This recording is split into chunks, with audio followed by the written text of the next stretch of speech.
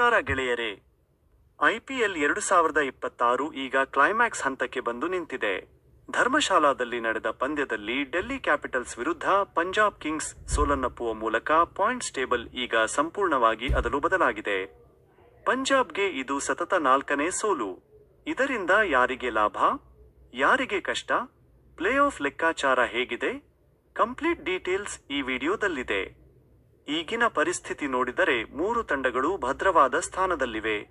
RCB, SRH ಮತ್ತು Gujarat Titans ಈ 3 ತಂಡಗಳು ತಲಾ 11 ಪಂದ್ಯಗಳನ್ನು ಆಡಿ 14 ಅಂಕಗಳನ್ನು ಪಡೆದುಕೊಂಡಿವೆ. ಇನ್ನುಳಿದ 3 ಪಂದ್ಯಗಳಲ್ಲಿ ಕೇವಲ 1 ಗೆಲುವು ಸಾಧಿಸಿದರೂ ಈ ತಂಡಗಳು ಪ್ಲೇ ಆಫ್ಗೆ ಬಹುತೇಕ ಹತ್ತಿರವಾಗಲಿವೆ. ಅಂದಹಾಗೆ ನಮ್ಮ RCB ಫ್ಯಾನ್ಸ್ಗೆ ಇದಂತೂ ಖುಷಿಯ ವಿಚಾರವೇ. ಪಂಜಾಬ್ ಕಿಂಗ್ಸ್ ಕಥೆ ಈಗ ಕೈಗೆ ಬಂದ ತುತ್ತು ಬಾಯಿಗೆ ಬರಲಿಲ್ಲ ಎಂಬಂತಾಗಿದೆ.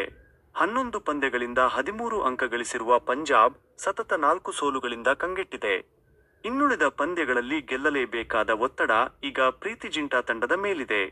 ಸ್ವಲ್ಪ ಎಡವಿದರೂ ಟೂರ್ನಿಯಿಂದ ಹೊರಬೀಳುವ ಭೀತಿ ಎದುರಾಗಿದೆ. ಪಂಜಾಬ್ ಸೋತಿದ್ದು ಮಾಜಿ ಚಾಂಪಿಯನ್ಸ್ ಚೆನ್ನೈ ಸೂಪರ್ ಕಿಂಗ್ಸ್ ಮತ್ತು ರಾಜಸ್ಥಾನ್ ರಾಯಲ್ಸ್ಗೆ ವರದಾನವಾಗಿದೆ. CSK 5ನೇ ಸ್ಥಾನ 11 ಪಂದ್ಯಗಳಲ್ಲಿ 12 ಅಂಕ. RR 6ನೇ ಸ್ಥಾನ 11 ಪಂದ್ಯಗಳಲ್ಲಿ 12 ಅಂಕ. ಈ ಎರಡೂ ತಂಡಗಳು ಪಂಜಾಬ್ನ ಹಿನ್ನಡೆಯನ್ನು ಬಳಸಿಕೊಂಡು ಟಾಪ್ 4 ರೇಸ್ಗೆ ನುಗ್ಗಲು ತುದಿಗಾಲಲ್ಲಿ ನಿಂತಿವೆ. ಬರುವ ಪಂದ್ಯಗಳು ಇವರಿಗೆ ಡೂ ಆರ್ ಡೈ. ಕೊನೆಯಲ್ಲಿರುವ ಡೆಲ್ಲಿ ಕ್ಯಾಪಿಟಲ್ಸ್ ಮತ್ತು KKR ಕೂಡ ಇನ್ನೂ ರೇಸ್ನಿಂದ ಹೊರಬಿದ್ದಿಲ್ಲ. ಡೆಲ್ಲಿ ಕ್ಯಾಪಿಟಲ್ಸ್ 12 ಪಂದ್ಯಗಳಿಂದ 10 ಅಂಕ ಗಳಿಸಿದೆ. ಇವರು ಉಳಿದ ಪಂದ್ಯ ಗೆಲ್ಲುವುದರ ಜೊತೆಗೆ ಬೇರೆ ತಂಡಗಳ ಫಲಿತಾಂಶದ ಮೇಲೆ ಅವಲಂಬಿತರಾಗಿದ್ದಾರೆ.